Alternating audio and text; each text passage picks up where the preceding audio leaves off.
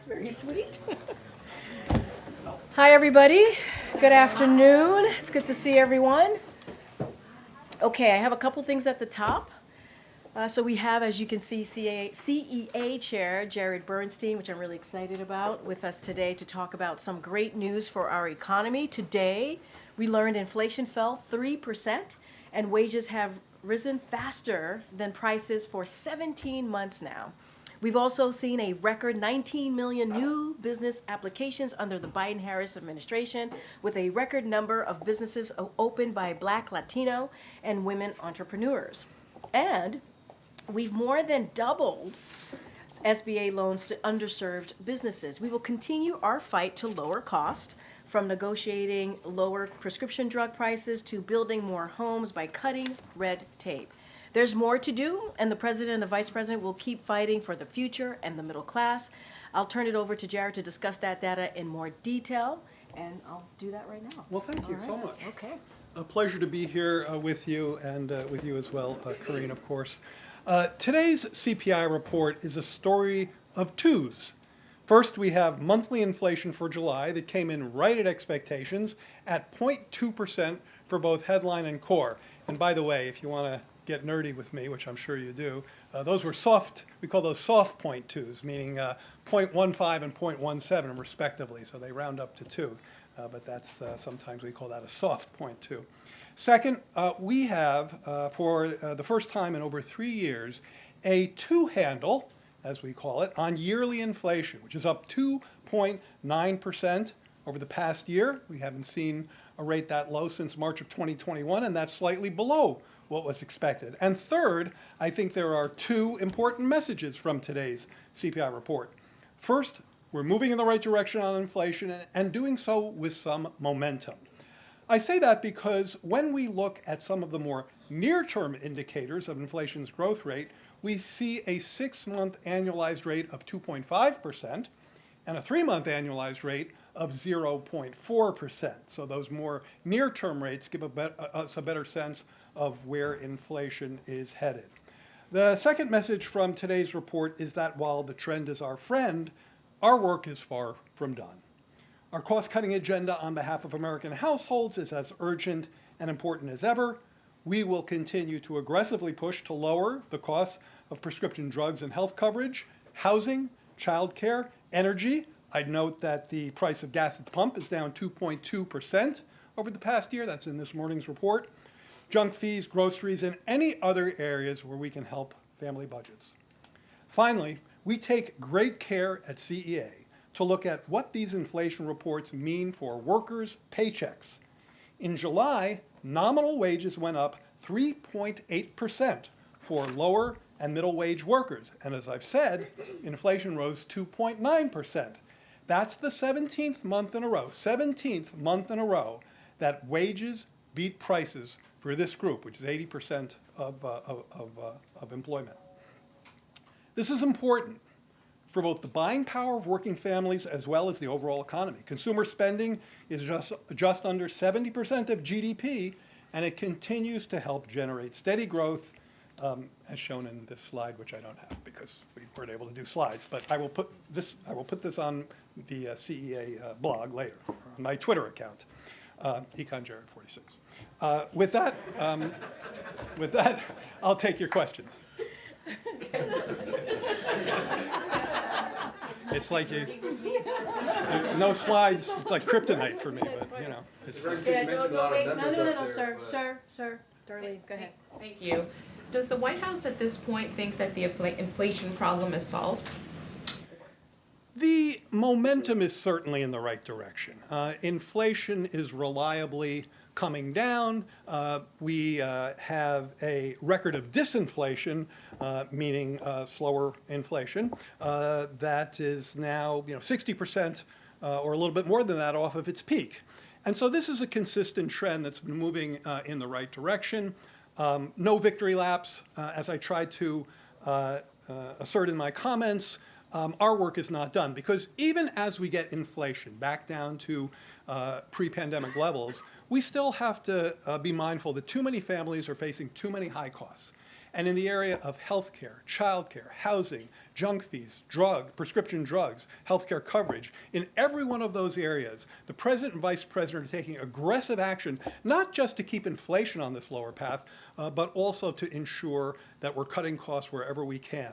At the same time, we're very mindful of the fact that as inflation has come down as far as it has, over 6 percentage points on the CPI, that the job market remains solid and that real wages are growing, not just this month, but on a year-over-year basis for 17 months in a row for middle and lower wage workers.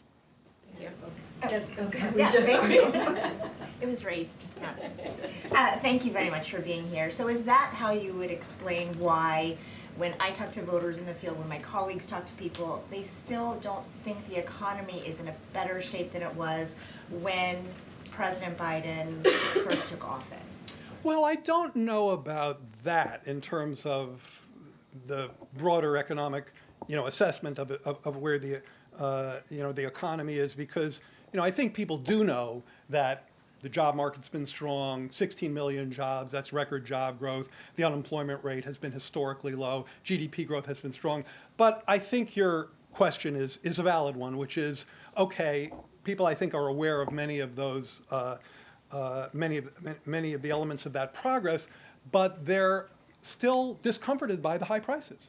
Now, I hate to give you a reading assignment, but I gave a speech about a week ago where I really dove into this deeply. It's on the CEA website. And one of the things I talked about is the important difference between inflation and price levels. Inflation is coming down, as I just said to the first questioner. We think it's on a reliable track to get back to where it needs to be. But there are too many prices that are still too high. And I think that's one of the reasons for the disconnect that you described, for some of the negative vibes that you described. And I have 3 words for people who feel the way you just said, which is, we hear you. The president hears you, the vice president hears you. We will never stand here and say, oh no, you're wrong, look at the GDP statistics. That's not the way it works, that's not President Biden's orientation. We believe that people are the best arbiters of how they experience this economy, and that's why we're working so aggressively on an agenda to help them cut costs in all the areas I ticked through before, to make investments in key areas, particularly in places that have long been left behind and hollowed out by irresponsible trade policy.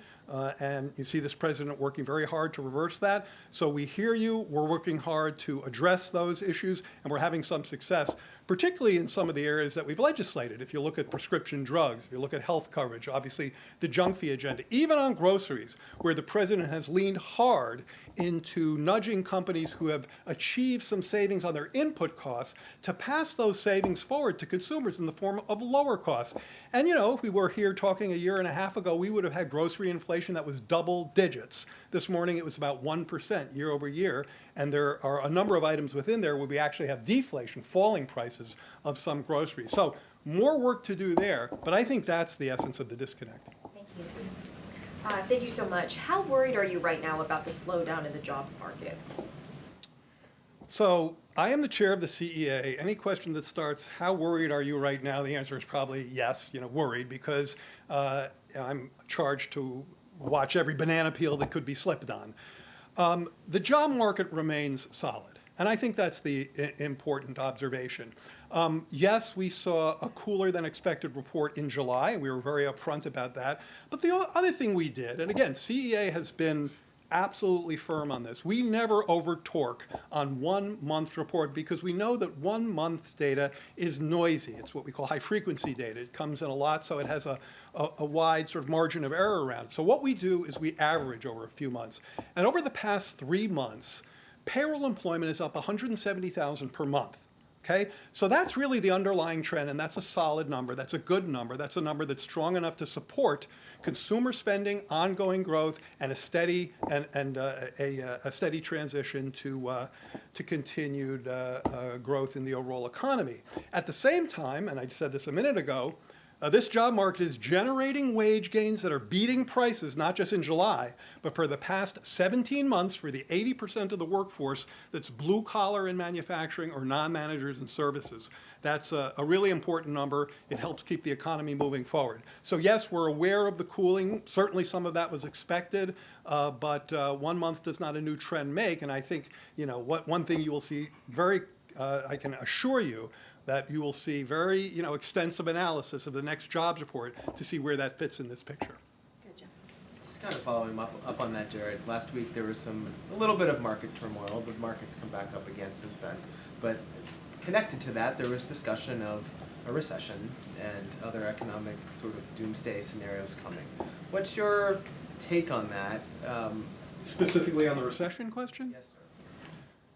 Well, I think the most helpful thing we can do at CEA and here the White House economics team is to look at where we are and the conditions that define the current economy. So we most recently saw a GDP growth rate that was 2.8%. Of course, that's very strongly non-recessionary. If you believe that trend GDP growth is something in the 2% neighborhood, that's actually the forecast of what GDP growth will be in the current quarter, in Q3. If you look at the shops that try to back that out, they're right around 2%. Some are higher, some are a little lower. That's about trend GDP growth. We have ongoing wage growth supporting ongoing consumer spending. We'll look at retail sales tomorrow to see where that is. But all of these numbers are clearly non-recessionary. So the idea that we're in a recession now, I think, is very, thoroughly disproved by any set of indicators you want to look at. But of course, that asks us to look forward, look around a corner. And, that's particularly hard to do right now. And from at this podium, I'm not going to make probability suggestions about that. There are lots of market shops you can turn to for that. What I will say is that so far in this economy, the fact that the strong job market, which has maintained job gains, 170,000 jobs on average over the past 3 months, and real wage gains in an economy that's 70% consumer spending, has been doing a great job of keeping the economy moving forward. As long as we're seeing easing inflation, steady wage growth that's beating prices. By the way, lower gas prices seem to me important in that regard. They're down something like 35 cents relative to a year ago. That also helps on the consumer side. I think all of those help in terms of forward motion. And so I would say that, current conditions, non-recessionary, looking around the corner, we'll watch very closely where we're going, but these indicators have been consistently positive. Briefly to follow up, I don't think people were saying we're in recessionary conditions right now. I think they were talking about that around the corner piece, saying that it's coming. Yeah, well, I think that the point I was just trying to make is that if you look at the factors that have gotten us to where we are right now, those factors continue to propel the economy forward. Good, MJ. Thanks, Jared.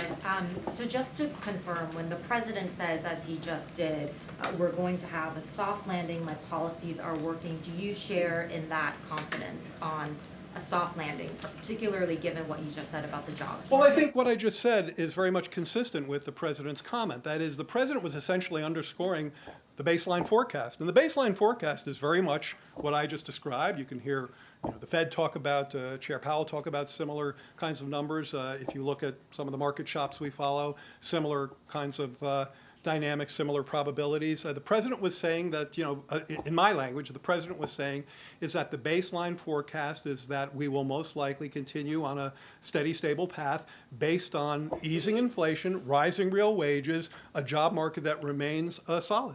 And just to follow up, one other thing he also just said was, my policies are working, there's going to be a soft landing, start writing that way. Do you know if he feels that the economic coverage has generally been off or wrong? Well, what do you think he meant by start writing that way? I'm asking.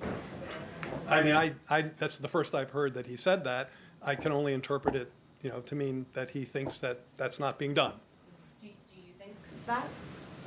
Do I think what specifically? That coverage about the economy has generally been off or wrong? I don't know one way or the other. I read a lot of your work and I see stuff I like and stuff that doesn't resonate with me as much. There's been some nice research on this over at the Brookings Institute. My former colleague Ben Harris and others have looked at the extent to which reporting has been increasingly negative on the economy. And they find, and they're crunching some real numbers, that that's been the case. there was another study that I found pretty well, looked to me that was pretty rigorous, that suggested that the media tends to write about the gas price when it goes north of 350 and not when it goes south of 350. So the gas price, as I looked this morning, was I think 345. And if you haven't written about it, you know, maybe you want to. Okay, he's actually been called by the president, so I'm going to do this real quick. Go ahead. Thank you. What are your thoughts on the stubbornness? Stop talking about it. What are your thoughts on the stubbornness of shelter inflation in the wake of today's Yeah. report specifically? Important question. So shelter inflation was, I believe, 0.2% in June and 0.4% in July. Again, on the CPI tweet thread this morning, we go into this in greater detail, and we show that, again, there the trend is moving in the right direction, but it's been more stubborn than many of us would like. Look, here at the White House, I'm sure you know, if you've been following the work that we've done in this space, that we are very much concerned and activated around the 10-year in the making shortage of affordable housing. We have a deep set of plans. The president and the vice president are all in on building millions of units of affordable housing to chip away at this decade-long shortfall that is so crucial if people are going to achieve the American dream. And that's something, again, that the president and vice president are deeply committed to. But we can't, and Congress needs to work with us on that, okay? That is not a blue, red, or purple issue. The housing shortage exists in every state. So that's something there should be bipartisan cooperation on. If you think about a policy like LIHTC, low-income housing tax credit, this is a policy that's admired by bankers, by builders, and by low-income housing advocates for multifamily housing. That's a rare triumvirate. That should be a kind of a no-brainer in this context. But we're not waiting for Congress to get on board. We're doing all we can, including an announcement earlier this week on ways we think we can help increase the supply of affordable housing, which I probably don't have time to go into right now. But there was a fact sheet yesterday that was, I thought, very good. Okay, we got to go really quick. Go ahead, Osmo. Yeah, thanks for doing this. Hey, I wanted to know, given that the year-over-year inflation rate fell down below 3%, according to the data we got, for the first time since the spring of 2021, we're talking about 3 years. With the benefit of hindsight, do you feel like there's anything the administration could have done differently over the course of the last 3 years? You know, I think the most important thing we did when I see a trend like the one I would show you if I had a slide behind me, is get to work in 2021 on the clear factor that was so causally linked to the uptick in inflation, and that was the snarling of global supply chains. In 2021, this president started something called the Supply Chains Disruption Task Force. Now, you may wonder, why are we talking about this nerdy little group that got to work low these many years ago? Well, because that group, we're sending our port envoy out to Long Beach and LA to deal with the snarl ups there, working hand in hand. We never could have done this ourselves, hand in hand with the private sector to unsnarl supply chains. And as our work has shown, if you look at the contribution of supply snarl up and non-snarl up, and especially if you interact it with the strong demand that was in place over that period, that explains over 80% of the run-up in inflation and 80% of the disinflation we've experienced. So, you know, you could always look back and say things, you know, maybe you could have done differently. But one thing I'm very proud of, and I give the president a lot of credit for, was recognizing early on that by working with the private sector to unsnarl supply chains, we were going to make a big difference in pulling forward the disinflation that we're seeing even as of this morning. All right, Ed, we got to wrap it up. Thanks, Jared. Thanks, Karine. So you said we hear you, but we've been hearing that message in some form over the past 3 years, and the fact is the prices are not coming down; they're going up. Debt is also rising; that's going up. So why should Americans believe the president and vice president? Well, there's some prices that are definitely coming down. So there are airfares. Airfares are. Hold on. Airfares. Hold on. Hold on. Yes, airfares are lower now than when President Biden took office. So airfares are lower now than they were pre-pandemic. And airfares have been falling for about 15 months in a row, year over year. And of course, prescription drugs. If you look at prescription drugs, that's an area where we've taken firm action to lower prices. I would also say the following. We have more work to do. Prices are still too high. You have a point. Prices are still too high. And that's why you will hear the president and the vice president continue I feel like we make announcements every week on this, including this week with housing supply and forthcoming announcements I'm not allowed to talk about that are coming on Friday. Tomorrow. But I wish I could say something about them, that are very much in this spirit. So, you know, I think the question is, to me, the question is, are you, I mean, your question is you're thinking about sort of the way I'm thinking about it, which is, okay, we hear you, are we taking action? Yes. I think the answer there is a strong yes. We are taking action to cut costs. Housing, which you saw this week, other things which I can't talk about, which you'll see tomorrow. Of course, prescription drugs, of course, healthcare, junk fees, airlines, airfares. Now, groceries is something the president has used the bully pulpit to nudge grocers, saying, or food producers, if your input costs are coming down, which they are, then instead of padding your profit margins, how about passing some of those savings forward to consumers? We've seen a lot of grocers who have gone into the newspapers and said, yeah, we're doing that. Now, you can say, you know, that's because the president said so or for other reasons, but that's, you know, a good coincidence. But still energy prices too. I mean, it went from when the date President Biden came into office to today, the stuff that people need is up. So the price of gas is down. Over the past year, is the price of gas, you know, higher than when the president took office? Sure, that's going to be the case over many presidents because, you know, that's a price, it's a global price that tends to go up over time. I think the question you always have to ask yourself in this is twofold. One, are we taking action to help lower costs? I think on energy, the president has a great record. He oversaw the largest release of barrels of oil from the strategic reserve, not just ours, but he coordinated something you can do if you have a responsible foreign policy. He coordinated with other countries to release their own barrels of oil from their strategic reserve. So he did something else. That's point one. Are you taking action? Unequivocal yes. Part two, don't just look at the price side of the equation.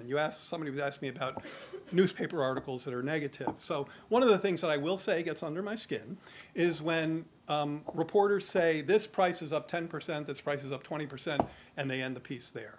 You also have to look at the income side of the equation. How much have wages gone up? How much has income gone up? You know, I think it's the Joint Committee, the Joint Economics Committee, Democrats on the Joint Economics Committee did a study of this, and they found that for the average household, you know, their income is up, you know, $3,000 pre-pandemic because you have to factor in both job gains and wage gains. And when you do that, you get a much more complete picture. So please look at both sides of the ledger, not just the price side of the ledger, but the wage side of the ledger. Wages have been beating prices for 17 months in a row. That has to mean something. But the president's been in office 42 months, and I know this is all. The president has been in office 42 months. Speaking of the president. Wages are down 1.3% from the month President Biden got in office. So I think that if you look at the wages of production non-supervisory workers, I'll have to check that out.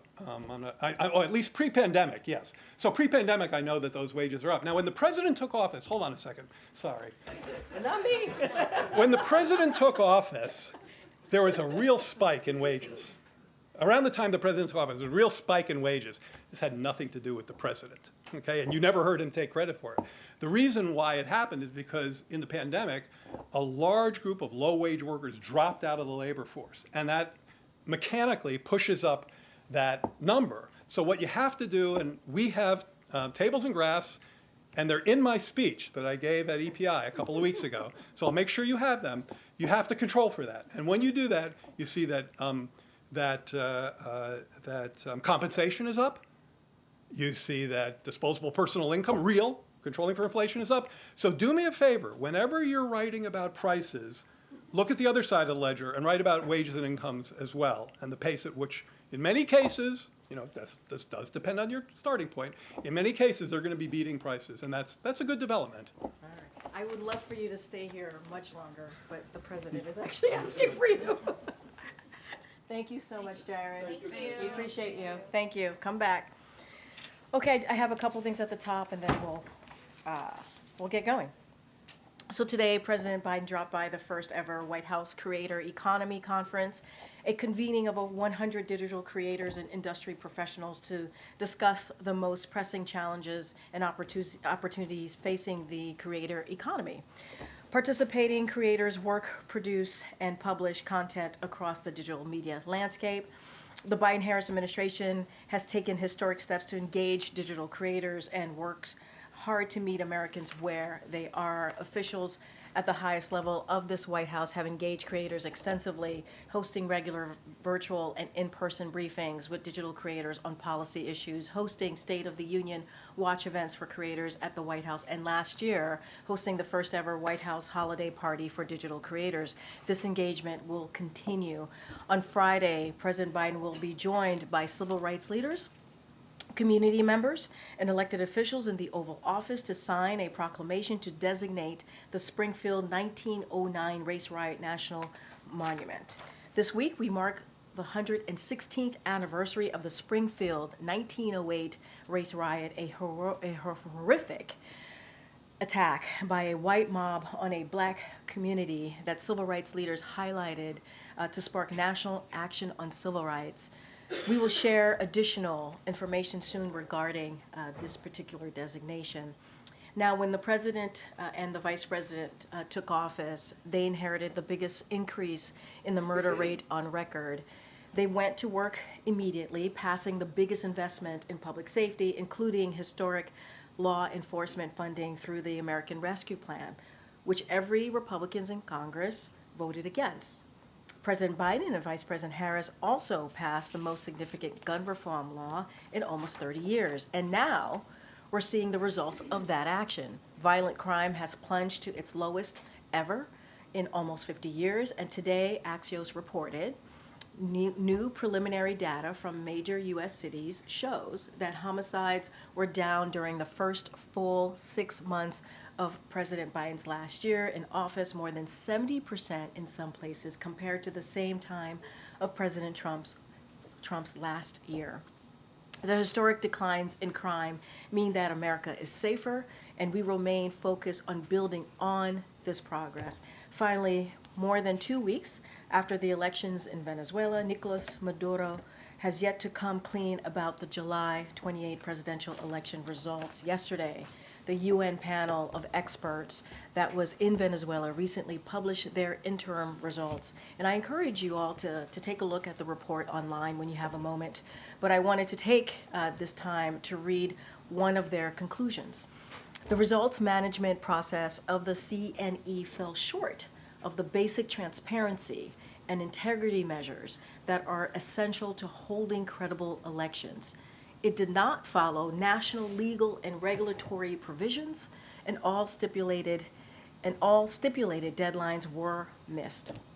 In the experience of the panel, the announcement of an election outcome without a publication of its details or the release of tabulated results to candidates has no precedent in contemporary democratic elections. It is abundantly clear to the majority of the Venezuelan people, the United States, and a growing number of countries that the CNE has not provided full, detailed, tallied votes because they would show that Armando Gonzalez Urrutia won the votes. Maduro must recognize it and engage in a constructive, inclusive dialogue in good faith with the opposition to restore democratic norms peacefully in accordance with Venezuelan electoral law and the wishes of the people.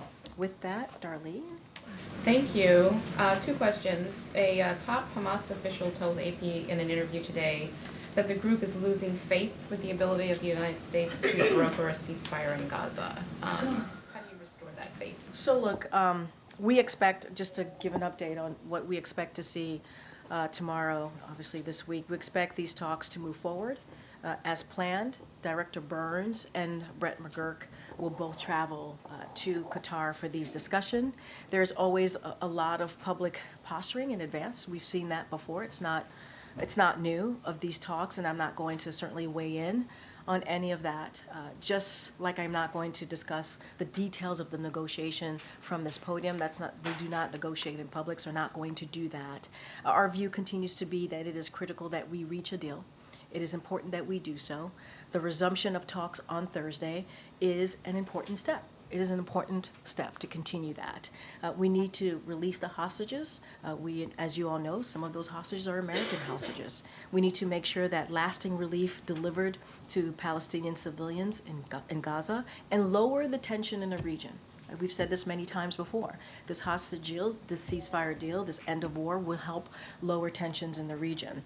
And so that's what the deal is going to do, and that's what we want to see. The United States is going to be there tomorrow, and we are ready. We are ready to continue these discussions. And as I've said before, and as my colleagues from NSC have said many times before, we are working 24/7 around the clock to get this done, to get this deal done. And on the Springfield monument that you just mentioned, the president will designate on Friday. Did the death by police of Sonia Massey have any role in that? Was that a factor? And so look, we appreciate that question, obviously. And so we've been eyeing this for some time now. This week's anniversary has been on our radar for a very long time. And so members of the community have been working toward this monument designation for years. And this is something that the Biden-Harris administration thinks it's critically important. We released statements on Sonia Massey's tragic murder. You also heard from me speak about that just in this room, about her murder just a few weeks ago when it occurred. And look, as the president has said, we have made great strides to march toward full equality, but America has never lived up to it in its entirety. And so we're committed. This administration is committed to both telling the full story of America and ensuring that justice system certainly works for all. And we will continue to work on the future on both of those goals. And you could be sure that this is something that the Biden-Harris administration is going to be steadfast about. Thank you. Got something? Thanks, Karine. The New York Times is reporting that Hunter Biden sought help from a U.S. ambassador on behalf of Burisma while he was on the company's board and while Biden was vice president. So what's Biden's reaction to this, and is he concerned about what this looks like to the American public? So I'll just report what I've said before, is that the president has never done business with his son, and he was not aware of this. And for anything further, I would have to refer you to Hunter Biden's personal representatives. I can't speak beyond that. But again, I've said this before, the president was not in business with his son, and this is the first time, he was not aware of this. And for anything further, you would have to reach out to Biden. And Hunter Biden. You've said from the podium that President Biden would not pardon his son. If Vice President Harris is elected, would he tell her also to not pardon his son? I mean, that's a hypothetical that look, the president, I can speak for the president, and he said he would not pardon his son. And I'm just going to leave it there. Okay. Thanks, Karine. 2 days ago, John Kirby said that it was the U.S.'s assessment that it was increasingly likely that an attack by Iran and/or its proxies could unfold perhaps in the coming days. Since then, has the assessment changed at all? I would say the assessment has not changed. What my colleague said, what the Admiral said, still stands. But look, and I've said this many times before, he has said this, NSC has said this, we are working pretty diligently on the diplomatic efforts here. You heard me talk about my colleagues who will be in the region, right, to continue to have those diplomatic conversations. And this is why tomorrow we believe is important. We believe getting to a ceasefire deal, ending this war, will lead to bringing down the tensions in the Middle East. And diplomacy is critical. Diplomacy is important. This is something that the president, as you know, when it comes to foreign policy, believes at his core. And it is not for me to speak to what Iran and its proxies are going to do. I can't speak to that. And I don't have anything to say beyond what the Admiral shared with all of you a couple days ago. Okay, so is that why Secretary Blinken postponed his trip, because of this assessment? So look, you would have to reach out to the Secretary's office to get the reasoning behind it. I just laid out the CIA director is going to be there. Brett McGurk from NSC is going to be there. And so that travel, obviously travel continues. And I talked about Amos Hochstein, who was also in the region. I mentioned that yesterday during the gaggle. So you see many of my colleagues are in the region, and diplomacy is what we see as the way forward here. And we've given you readouts of the president talking to heads of state, whether Egypt, Qatar, and Jordan, over the past week or so, to continue those conversations, and European counterparts as well, very recently this week, because he believes in having those diplomatic conversation as important. And let's not forget, there was the military as well, working with the military to deter the escalations as well. You've seen the statements from the Department of Defense and what they're doing to bolster forces in the region as well, to be ready. On another topic, just now, the president, in contrasting content creators with the press, he said the biggest thing you've got going for you, and I hope you keep it, is you're trusted, and it makes a difference. Does the president believe everything influencers and content creators post is accurate and nonpartisan? I mean, look, I don't have the full context. Didn't see the back and forth of what exactly the president was saying there. I think what he is saying, they are influencers, right? And I would say, even as you all, right? You all are important, critically important, providing information to the American people. And we certainly respect the platforms that creators have and the platforms you all have. It plays an important role in informing the American people. And that's as far as I can go, is the platform that you have and how important it is, the platform that they have specifically, as you're asking me about creators, and making sure that information gets to the American people. I can't speak to specifically of what the president meant. I have to talk to him and get more info of what he was thinking about and at that moment, and I haven't had a chance to do that. Thank you. Yeah. Thank you, Karine. Happy belated birthday. Thank you. I appreciate that. I don't know. There's always. There we go. I appreciate that. Thank you. Thank you, Peter. When did you guys learn that Vice President Harris wants to distance herself from Bidenomics? Why do you think that? Axios is now reporting that she is hoping to distance herself from President Biden's unpopularity on the economy.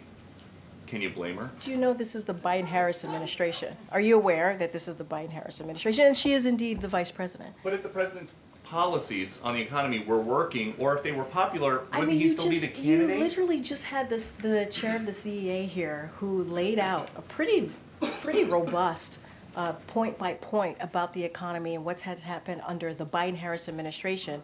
And I thought it was pretty convincing. Look, as far as anything that the vice president wants to do, or as she's talking about her policy that's campaign related, you would have to speak to her. One thing that I know for sure is that this president, this vice president are fighting very hard to make sure that the middle class is stronger.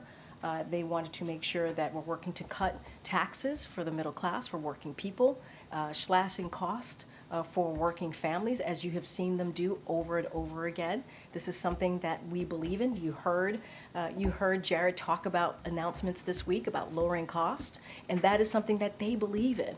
And the contrast could not be more stark between, if anything, the contrast is between what Republicans want to do, MAGAnomics. You're talking about Bidenomics. MAGAnomics supercharge inflation. That's what they want to do. Raise taxes on the middle class by thousands of dollars. Send tax cuts through the roof. Protect corporate price gouging. Cut Social Security. Cost millions their health care. And heap tax giveaways on billionaires and big corporations. That's the division there. That's where there's really night and day. But would you admit, at least, that if Bidenomics was more popular, President Biden would still be the candidate? I'm not going to get into polling. What I will tell you is Bidenomics has been something that both the president and the vice president has worked on. You guys have called it Bidenomics. We talk about how the president is trying to put forward an economic policy, building the economy from the bottom up, middle out, that does not leave behind the middle class, and make sure it has equity at the center of it.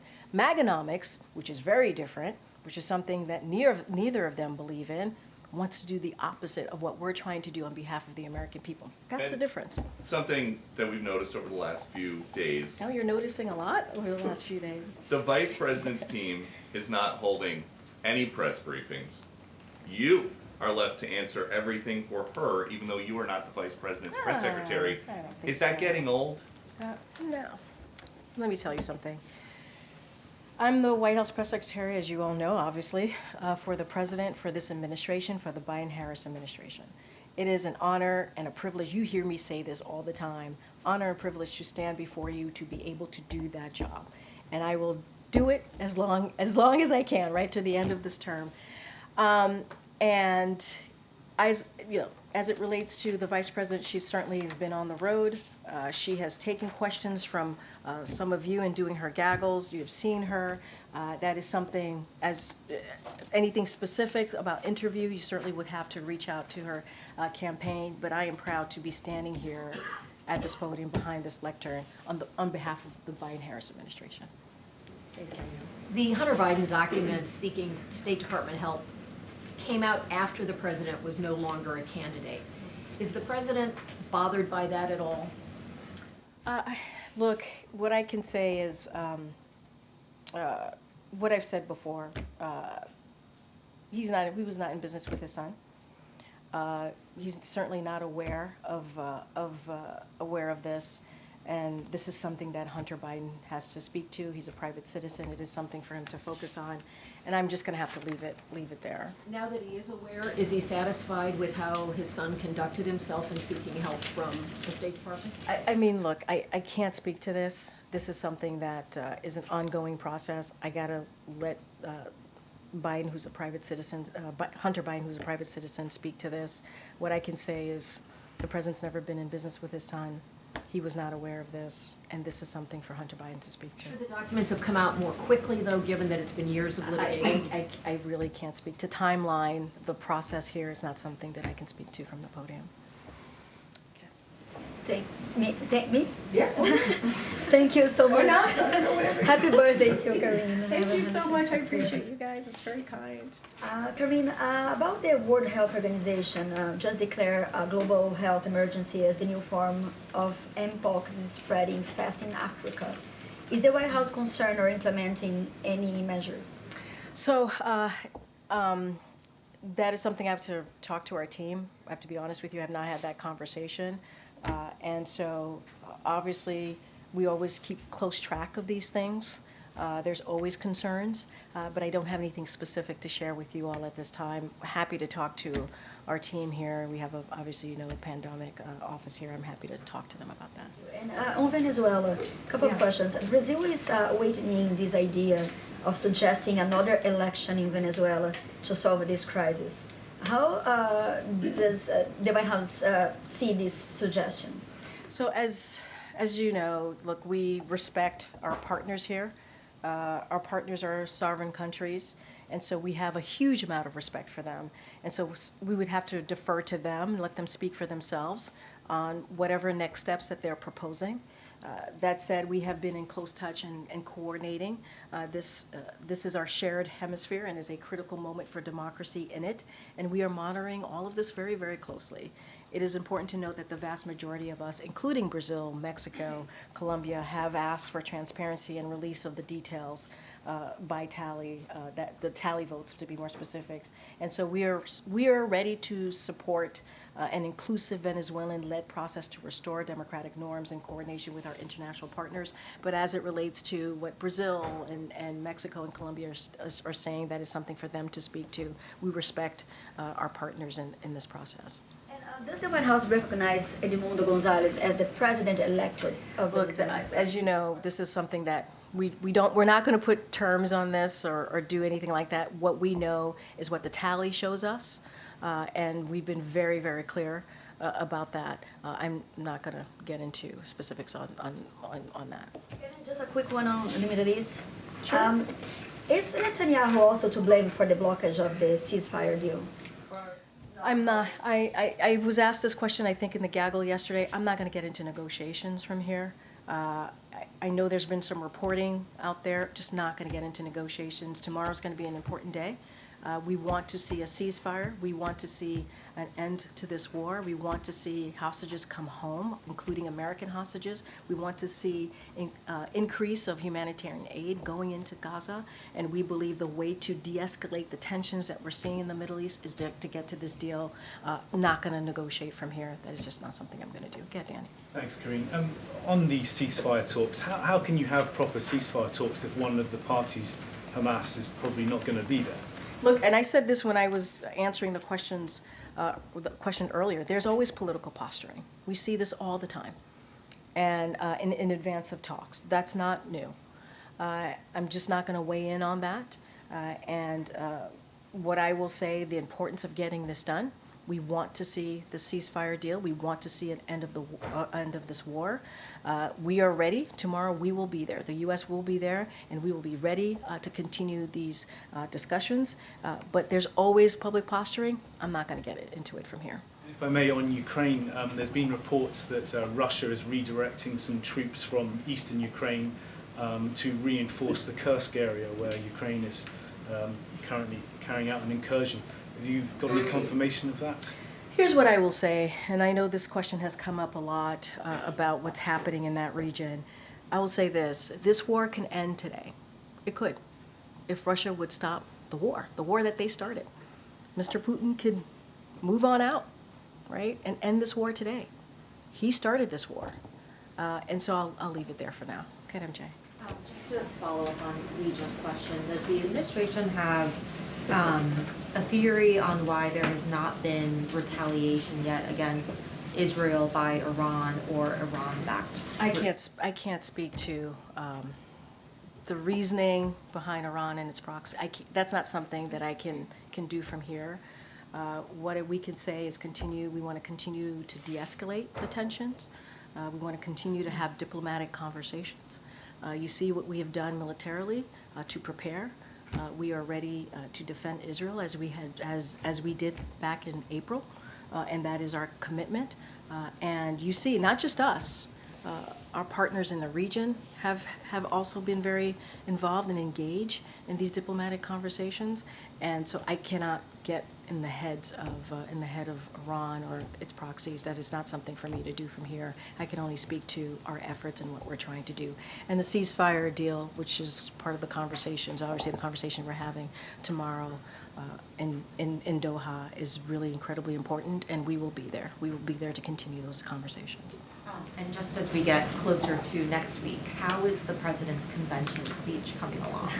I've been asked this question a lot as well. Look, the president certainly looks forward to addressing the Democratic National Committee convention. This is something that he certainly is going to be focused on in the upcoming days. Since this is a campaign event, I would refer you to them on the specifics of the speech and obviously the schedule for next week. But what I can say more broadly is the president's looking forward to it. He sees it as an important moment to talk directly, not just to the party, the Democratic Party and delegates, but also obviously to the American people. And so you'll hear from him. Stay tuned. Thanks, Karine. Just to follow up on Ukraine, and you may have addressed this broadly before, but does the United States have any lingering or ongoing concerns about Ukraine using U.S. weapons as it does this incursion into Russia? Obviously, I've seen the reportings. We've all seen the reportings. There's nothing here that I can't confirm any of that. What I will say is obviously this is an administration that has been very focused on making sure that Ukrainians continue to have what they need to beat back against Russia's aggression. That is something that we've been focused on for more than 2 years, and that's going to be continuing our commitment, not just us, the more than 50 countries that the president was able to come together to make sure that Ukraine is able to fight for their democracy. That includes making sure that NATO is stronger than it's ever been before. That is a commitment that this administration, that the United States has had. I'm not going to speak to that. What I can say, our policy has not changed, and I'm going to leave it to the Ukrainians to speak to their military operations. But again, as I said to Danny, it is up to, this could end. This could literally end today if Russia would stop the war that they started. I guess guess the question is just if you make any distinction between U.S. support for Ukraine defending itself or going on the offense. I don't have anything more beyond what I just stated. We are obviously going to continue to talk to our Ukrainian partners here to speak about continue to have those conversations as we normally do, but I just don't have anything beyond that. Just one follow-up on Venezuela. You mentioned the tallies. Just to clarify, is it the United States' position that the opposition candidate won, or is that not the position? Our position is that obviously Edmundo has gotten majority of the tallies, and it is clear. It is clear. And so what we have said over and over again, and will continue to say, is that Maduro needs to acknowledge that. Needs to acknowledge that. I was wondering why not call on the president-elect then? It's just not something that we're going to do from here. What I can say is that we're going to continue to certainly consider a range of options to incentivize and pressure Maduro to recognize the election results, and we'll continue to do so. But the responsibility is Maduro and the Venezuelans' electoral authorities to come clean on the election results, and that's what we're going to continue to call for. I certainly laid out at the top the UN report, which we think is incredibly important. But besides that, it's clear that Edmundo has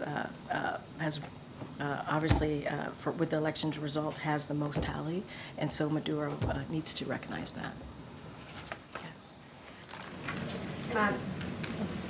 No, go ahead, right in front.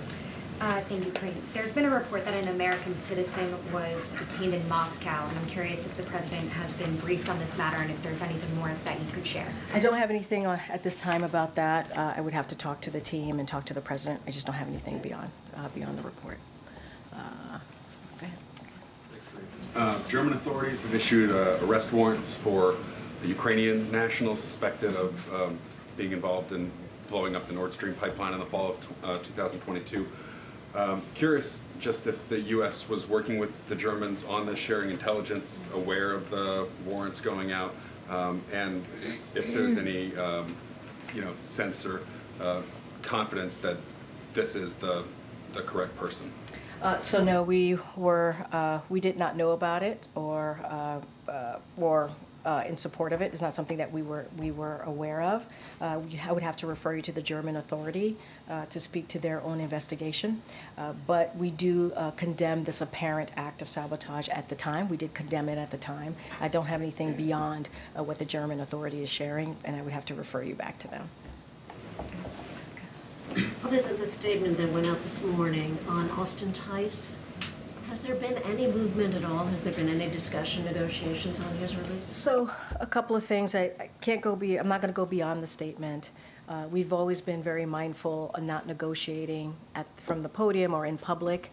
As you know, these are incredibly sensitive matters.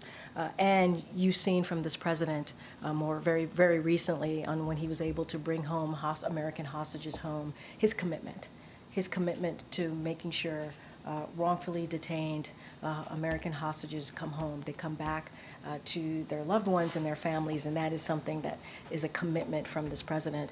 I'm going to be very, very careful here. I do not want to negotiate in public because these matters are incredibly sensitive. We understand how important it is for their families, not just for us, to have their family member come home. As a follow-up, has there been any discussion on added value on the part of Syria to holding Tice because he's a former U.S. Marine? Just not going to get into it from here. I'm just going to be super mindful. Okay. Agreed. Thank you. I just wanted to join Peter and Raquel in wishing you a happy belated birthday as well. Thank you so much. Appreciate it. Can I ask about Ukraine as well? I just wanted to know whether the U.S. supports Ukraine's incursion into the Kursk region. I don't have anything else to share. I don't. What I will say is that